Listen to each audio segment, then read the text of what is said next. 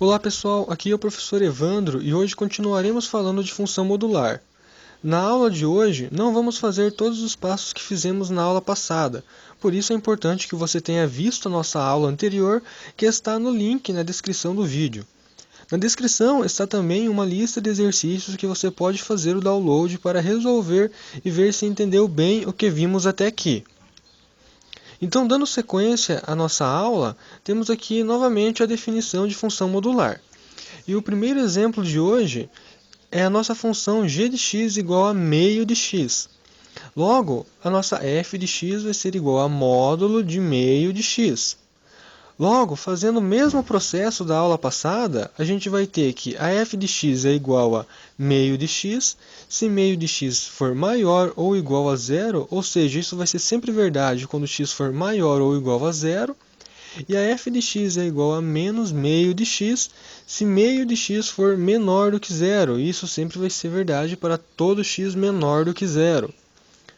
Então, fazendo o mesmo processo da aula passada, dividindo em duas partes a função e fazendo o gráfico separadamente das duas, e juntando no final esses gráficos, teremos que o gráfico de f de x igual a módulo de meio de x terá a seguinte forma.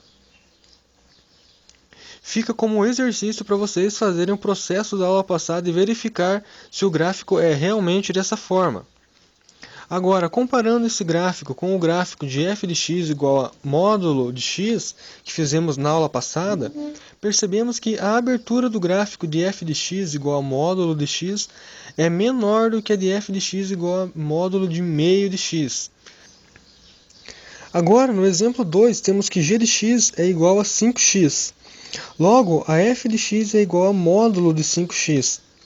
Realizando todo o processo, do mesmo modo que fizemos na aula passada, temos que f de x é igual a 5x. Se 5x for maior ou igual a zero, isso sempre vai ser verdade para todo x maior ou igual a zero.